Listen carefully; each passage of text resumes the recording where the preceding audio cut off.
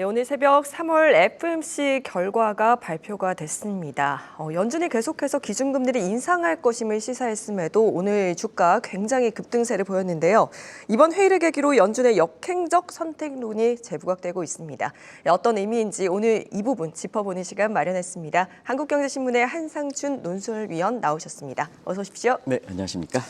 네, 월가에서 정말 주목을 했던 게 바로 3월 FOMC인데 이뿐만 아니라 또 경제 전망에도 관심이 많았던 것 같습니다. 좀 변화가 있었죠? 네, 오늘 그 시장을 읽을 때 헷갈리셨을 겁니다. 네.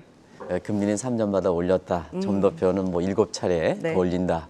그럼 주가는 떨어져 있는데 이렇게 강하게 왜 반등하느냐 예. 하는 파월의 의장의 발언의 경기에 대해서 낙관적 발언이었을까 하는 이 측면에서 2013년에 이렇게 버냉키 의장이 지금 것처럼 출구 전략 얘기할 때 그때도 이렇게 월가에서 유행했던 역행적 선택론 이것이 주가를 끌어올렸던 배경이다 이렇게 보겠습니다. 그걸 한번 보겠습니다.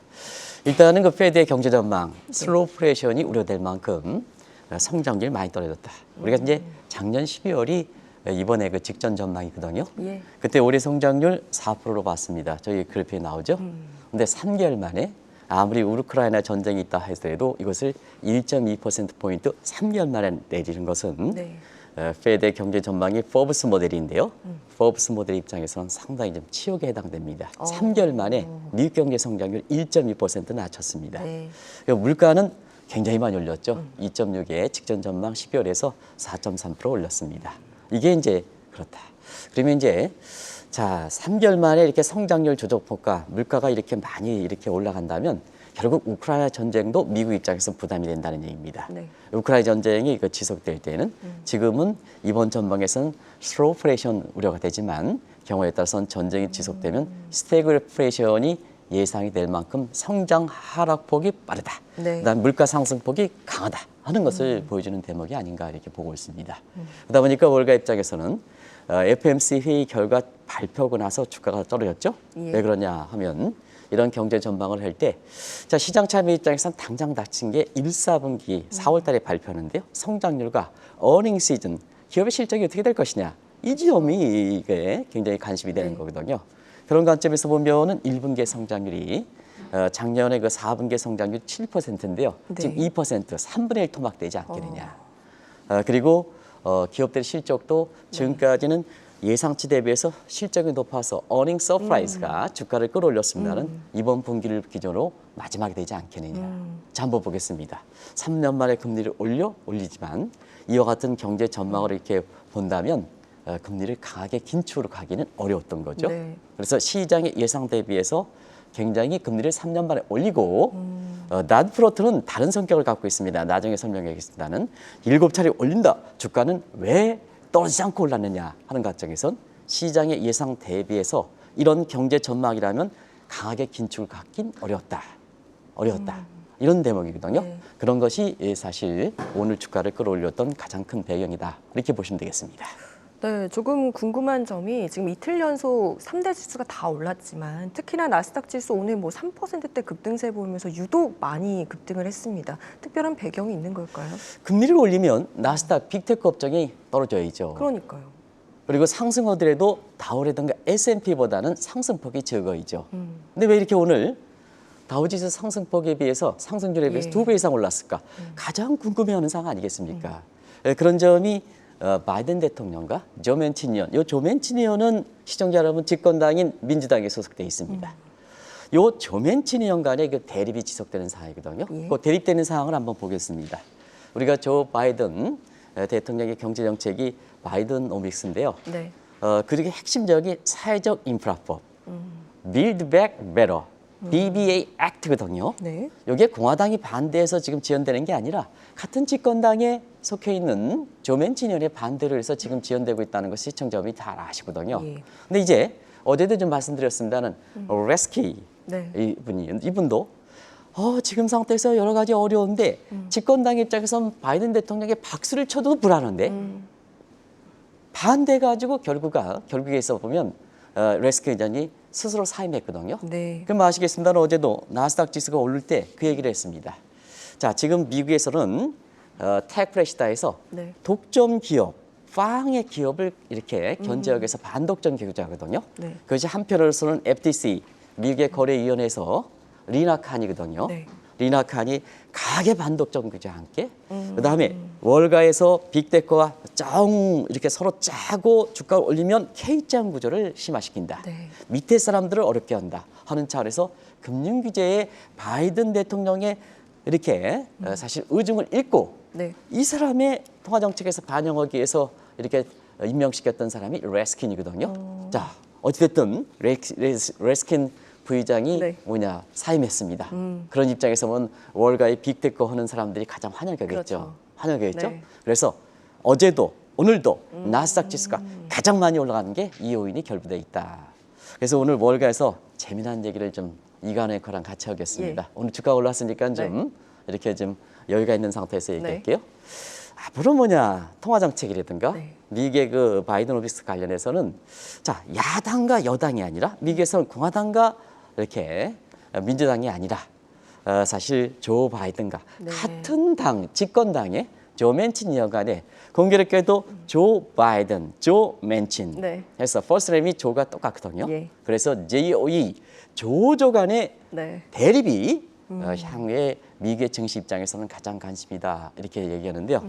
방송 전에도 제가 네. 이 방송을 맡고 계시는 분이 이 조지원 대표거든요. 우리가 뭐 떴습니다는 같은 조시라 해서 상당히 좀 우스개 얘기를 네. 했는데요. 앞으로 조 바이든과 조 맨친 간의 사회적 인프라, 그다음에 통화 정책의 주요 이 직책 간에 서로 대립되는 것 이것도 사실 미국의 월가를 읽을 때 미국의 이렇게 증시 향방을 읽을 때 굉장히 주목되는 사항이다는 걸 말씀드리겠습니다.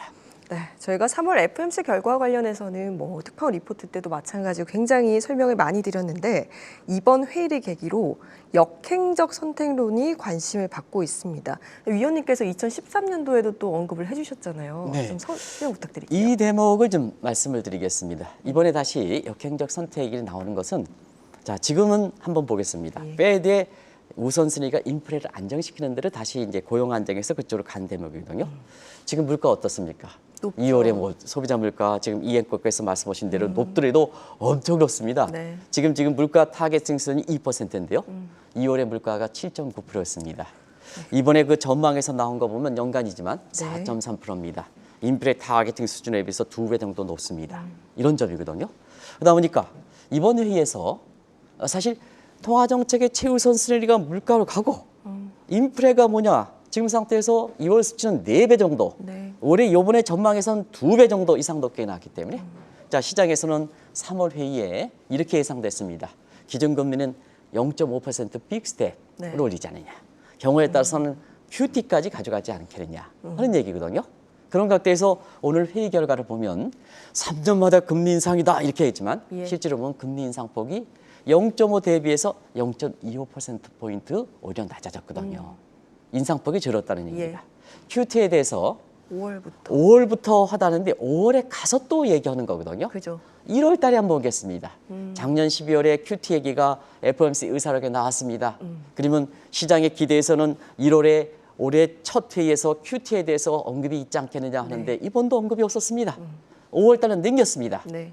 데이터 디펜던트 방식이기 때문에 또 5월에 경제 지표가 어떻게 될지 가서 얘기하는 게 아니라 또 그때 가서 어떻게 될지 모르거든요. 그래서 1월의 수준에 비해서는 QT에 대해서 언급이 없었던 겁니다. 비슷한 수준. 그리고 오늘 가장 많이 헷갈리는 부분이 dot plot입니다. 점도표 부지거든요. 근데 작년에 10월 달, 12월 달에 비해서 이번에 점도표 같은 경우는 작년 12월에는 3에서 4차례입니다. 근데 이번에 7차례다. 그쵸. 근데 이 문제를 잘 해석해야 됩니다.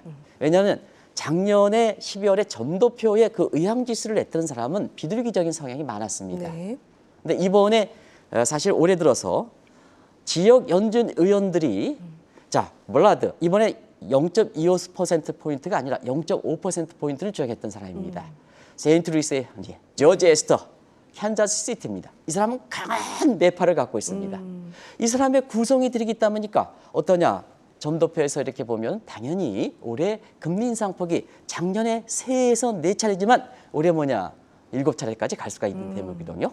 그래서 구성이온이 매파로 바뀌었기 때문에 우리가 보면 최적 통제 경제에서 잔차 부분이 커졌다는 얘기입니다. 잔차 부분이 커니까 어떠냐? 전도표의 내용이 의형지수가 높아지는 거죠. 네. 그래서 12월 대비해서는 3에서 4차례 정도에서 7차례 높여졌다 하는데 구성이온이 바뀌었기 때문이지 실질적으로 보면 이렇게 사실 그 강한 긴축을 시사하는 것은 아니다. 그러다 보니까 자 시장 예상이 이렇게 네. 굉장히 강한데 나오는 거는 굉장히 시장 예상과 달리 아주 완화적으로 나왔다는 얘기거든요. 예. 그러다 보니까 주가가 강하게 반등했다 이렇게 보시면 되겠습니다. 그런 측면에서 이 앵커랑 같이 해서 3월 초에 네. 파월 의장의 의회 증언을 잘 주목하고 싶사. 그때도 국제유가가 110달러에서 돌파했는데 금리 인상폭이 0.6% 하니까 주가가 올랐지 않습니까? 예. 어제도 그런 얘기를 했습니다.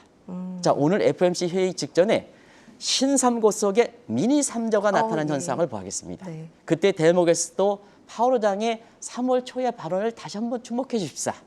오늘 금리 인상폭 0.25% 그대로 나왔습니다. 예상보다 적게 나왔습니다. 역행적 선택 이론이 되면서 주가가 굉장히 끌어올렸던 배경이다 하는 것을 말씀드리겠습니다. 네, 이번에는 조금 더 자세하게 알아보는 시간을 가져보죠. 이 역행적 선택 이론, 게임 티어리에서 나왔다라고 말씀해 주셨었는데 특히나 현재 재무장관인 옐런과도 연관이 있다고요. 네, 우리가 보면 최근에 정보가 불확실하기 때문에 네. 항상 게임 스를 가지고 분석하는 예. 게 경제에서 주류로 이렇게 차지하고 있습니다. 그런 각도에서 지금 역행적 선택 이론과 그다음에 수능적 선택 이론은 봐도 조지 에거로프 교수가 이 분야를 해서 소위 그 공생적 게임 시어리를 가지고 노벨 경제학상을 타신 분입니다. 예. 근데 이제 이 앵커 이 조지 에거로프 교수는 어떤 사람이냐 하는 측면에서는 2014년에 페드 의장으로 당시 부의장인 제닛 앨런이 거론됐거든요. 실제로 제닛 앨런이 페드 의장이 됐습니다. 지금은 현재 바이든 정부의 실질적인 경제 컨트롤 타에 해당되는 사실 재무장관이죠. 예. 그 재무장관의 남편입니다. 이렇게 그래서 제닛 앨런 장관이 재무장관이고 네. 게임 시어리 대가에 해당되는 조지 에거로프의 노벨 경제학상 타신 분이 이렇게 되는데요. 이렇게 같이 이렇게 부부가 이루어지면 이 앵커께서 좋아하시겠습니까? 싫어하시겠습니까? 저는 모르겠지만 네네. 싫어하지 않을까요? 어쨌든 한쪽으로 치우치게 될 것 같은데. 예. 이렇게 시청자분의 판단에 맡기겠습니다. 이렇게 해서 아주 훌륭하신 논리적으로 치험하고 이런 것이 가정에서 정적으로 해피니스, 행복을 가져줄까 하는 것은 시청자의 판단에 맡기겠습니다. 근데 지금은 왜 이렇게 게임 시어리가 이렇게 중요하면 그만큼 앞날을 예측하기 어려운 하이 언서튼 시대. 하이퍼 언서티티 시대랍니다. 네. 정보가 불안하지 않다. 페드 입장에서는 정보가 불안하지 않습니까? 인플레 문제에 대해서 작년에 때 일시적이다, 일시적에 대한 오늘 뭐라 그랬습니까? 아주 광범위한 지속적인 문제라 그랬지 않습니까? 예. 정보가 불확실하다.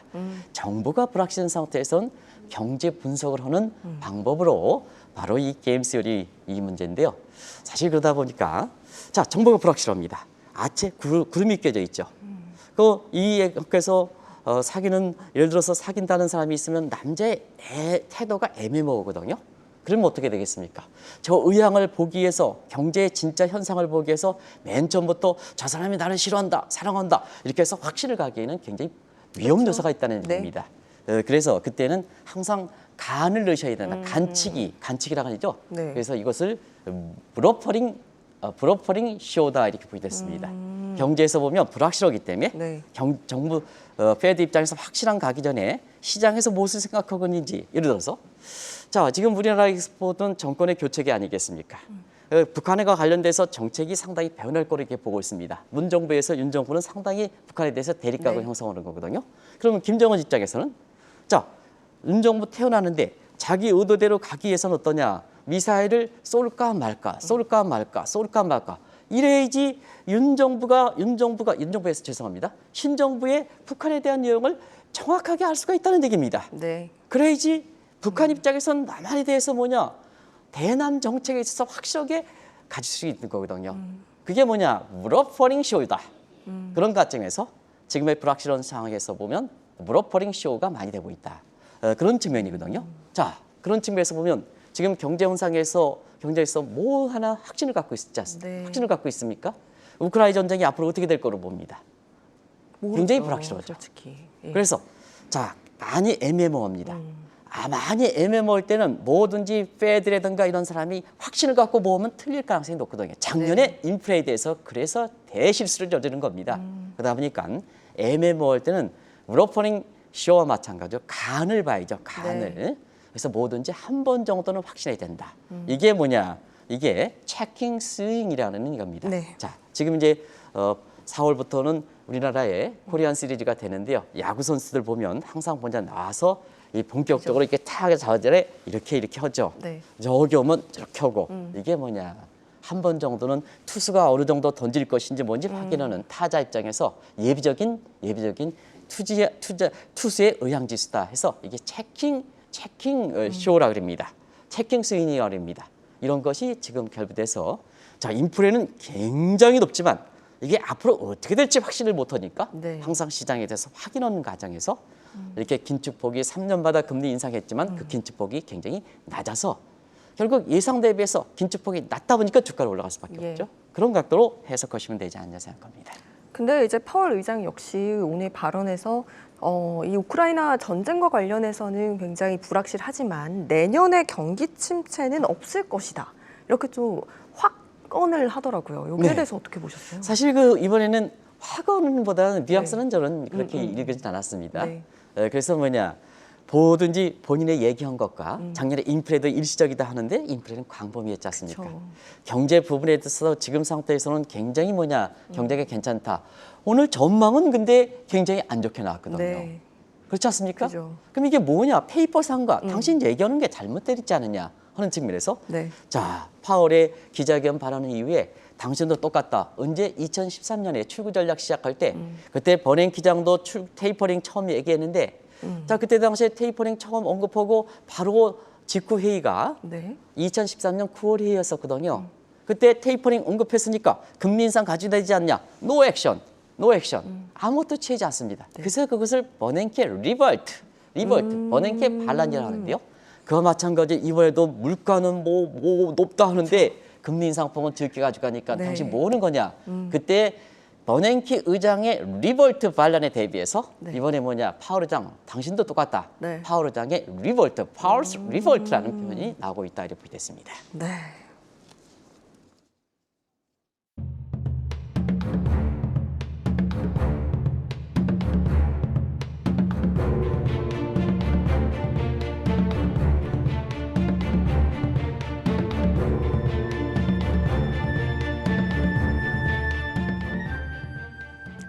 네, 저희가 지금 이야기 나누고 있는 이 역행적 선택 이론이 앞으로의 페드의 통화 정책 방향과 관련해서 왜 중요한 것인지 이 부분도 짚어보고 넘어가야 할 것 같습니다. 네, 통화 정책이 코로나 이후에 무제한 통화 공급. 예. 근데 지금은 걷어지지 않습니까? 어떻게 보면 통화 정책의 기조가 대변환입니다. 그런 상태에서는 여러 가지 혼란이 나올 수밖에 없거든요. 그래서 그 혼란을 잠식하기 위해서는 뭐냐? 기준을 명확하게 정해야 되거든요. 자, 페드가 출구 전략 나갈 때 기준이 세 가지 요건이 있습니다. 2013년에 나오는 그 기준을 한번 보겠습니다. 네. 일몰 조약, 선시스트 베이시스입니다. 저걸 좀 잘 보시기 바랍니다. 선시스트 베이시스 하는 문제. 그다음에 조건 충족 중심입니다. 스레스홀드, 수평선의 홀드, 오리엔티드 되는 겁니다. 근데 지금은 이제 어떠냐? 데이터 디펜던트 방식이죠. 네. 그래서 베이스드, 오리엔티드, 디펜던트 이걸 잘 보시기 바랍니다. 자, 디펜던트입니다. 의존하는 겁니다. 그렇죠. 의존하는 거 왜 의존할까? 데이터가 선도적으로 압도적으로 페드가 압도적으로 확신할 만큼 뭐냐 경제 상황을 지금은 확신할 수가 없다는 얘기입니다. 네. 그래서 자꾸 간을 봐야죠. 경제 지표가 나오는 대로 의존해서 통화 정책을 취하겠다. 예. 그러다 보니까 통화 정책에 있어서는 야 물가를 보고 당신네들 물가를 보고 금리 올리네 이렇게 되죠. 근데 원래는 프리엠프티브 선제적으로 해야 됩니다. 네. 왜 이런 현상이냐? 확신을 가질 수 없기 때문에 그렇다 이렇게 됐습니다. 자, 페드 내에서 우리가 앞서 이제 실업률이 낮아지면 물가가 올라간다. 이러죠. 네. 이게 필립스 관계입니다. 이게 금융위기 이전엔 잘 지켜졌습니다. 그래서 실업률이 낮아져 물가는 올라가. 그래서 선제적으로 자 금리를 올리면 됐습니다. 지금 그렇습니까? 지금은 실업률과 물가 상승률과 이렇게 양의 관계가 네. 나오거든요. 필립스 관계가 나타냈다. 그래서 뭐든지 확신할 수 없다는 얘기입니다. 그리고 연준 내에서는 이 필립스 곡선보다 더 중요한 게 메버리지 곡선입니다. 이걸 좀 잠시 볼게요. 이건 구인난과 실업률 관계입니다. 기업에 구인이 많으면 실업률은 떨어지겠죠. 이것도 예. 역관계입니다. 근데 한번 지금 한번 보겠습니다. 지금 코로나 이후에 경기 회복됐다. 근데 미래가 불확실하죠? 그러면 경기 회복돼서 지금 사람을 좀 더 구해야 되는데 미래가 불확실하니까 기업 입장에서는 그렇죠. 구인을 못, 취업을 못 시킨다는 얘기죠. 그리고 뭐냐, K자 구조에서 보면 맞들레 현상이 되죠. 네. 전문직은 많은데 밑에 사람은 없거든요. 그러다 보니까 과거의 금융위기에도 경기 회복될 때는 기업들이 경기 회복된다고 해서 바로 고용을 증가시키지 않았습니다는. 네. 지금 입장에서는 코로나 위에 더 불확실하다 보니까 기업이 경기 회복돼, 내가 좋아, 고용 일자리 바로 증대시켜. 그거야 전문직 이해는 밑에 사람을 하줄 거야. 그래서 모아 하시 보다 거치는 잡리스 리커버리 이렇게 되는 상태거든요.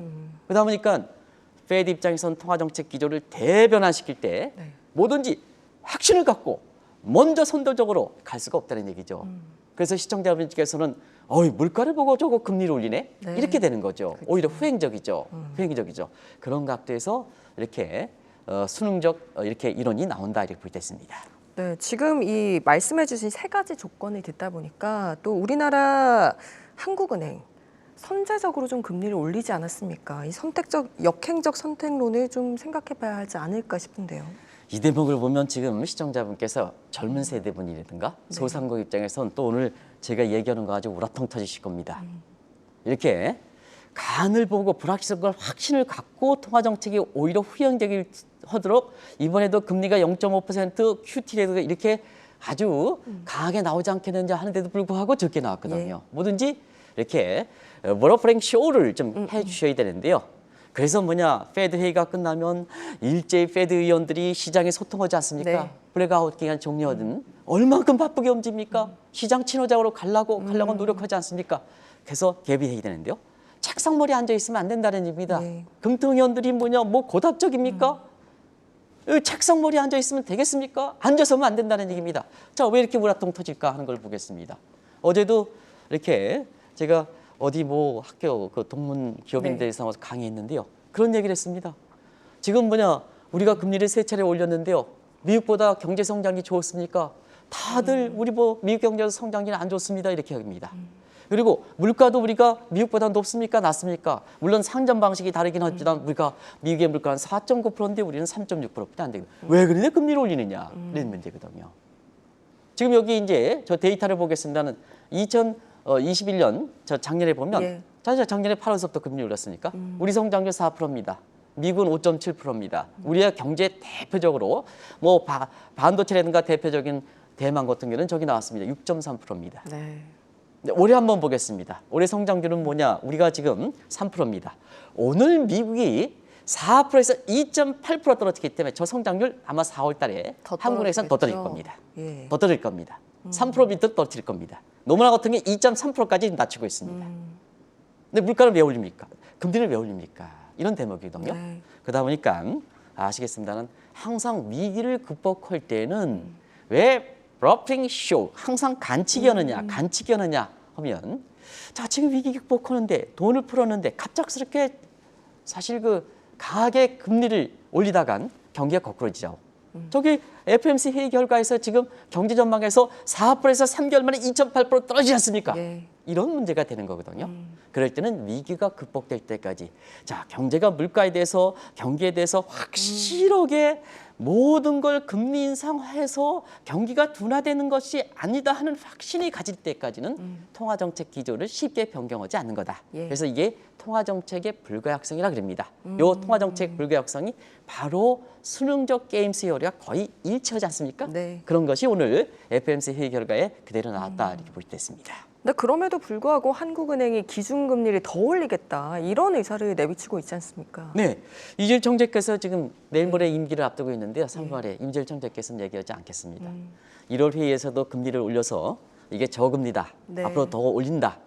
그리고 한은 부총재께서는 이제 이재일 총재가 임기를 앞두기 때문에 이달 들어서도 뭐냐 금리를 더 올리겠다 하는 입장인데요.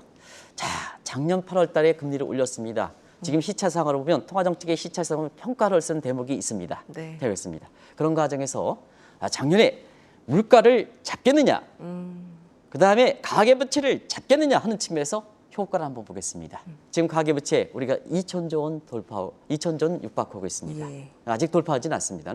절대적으로는 가계부채의 증가 속도는 둔화됐지만 아직도 양적으로 굉장히 총량적으로 올라가고 있습니다. 네. 그리고 이 총량적으로 올라가는 게 은행 대출을 규제하다 보니까 MZ 소상공인 부도마가 하다 보니까 제2금융권으로 가거든요. 사채 시장으로 가거든요. 질적으로 어려워졌습니다. 물가 잡혔습니까? 물가 안 잡히죠. 예. 근데 왜 이렇게 금리를 추가적으로 올리느냐? 미국도 신중하게 가는데 그런 측면에서 오늘 하는 입장에서 자 MZ 세대라든가 네. 소상공인 입장을 조금이라도 생각한다면 항상 뭐냐 주도적 입장에서 시장과 소통하지 않고 항상 다른 정책 목적으로 해서 금리를 올리다간 정책이라 항상 부작용이 나타나는 거거든요. 예. 정책이 부작용하면 항상 약자로 나타나는 겁니다. 자, 이가은행 께서 어떻게 집안의 어르신께서 어떻게 사실지 모르지만 잘 사신다 이렇게 보면 얼굴에 볼 때는 잘 사실 거 없습니다. 그러면 금리 인상하면 이 잘 사신 분은 충격이 적습니다. 근데 사실상 어려운 사람들은 뭐냐? 그쵸. 이게 꼭 든 상태에서 금리만 쪽 끌면 전부 어렵게 되는 거거든요. 네. 왜 MZ 세대들과 소상공인을 거리로 내뭅니까? 지금 그런 불만이거든요. 예. 그래서 이 통화 정책을 강구하는 미국의 페드의 FOMC 의원들이든가 이런 네. 자세를 좀 우리 입장에서 참고할 필요가 있다는 것을 꼭 좀 말씀드리겠습니다. 네, 역시나 또 소통이 중요한 것 같은데 신정부 출범을 앞두고도 지금 이런 금리 인상 문제에 있어서는 좀 신중을 기해야 한다 이런 얘기가 나오더라고요. 네, 시간이 많이 경과돼서 예. 항상 시정과의 소통이다. 그리고 뭐든지 밑에 사람들을 생각해야 된다. 네. 이걸 꼭 좀 말씀드리겠습니다. 더 하고 싶지만 여기서 마치도록 하겠습니다. 네, 정말 아쉽지만 오늘은 여기서 마무리하도록 하겠습니다. 도움 말씀에 한국경제신문 한상준 논설위원이셨습니다. 고맙습니다. 네, 고맙습니다.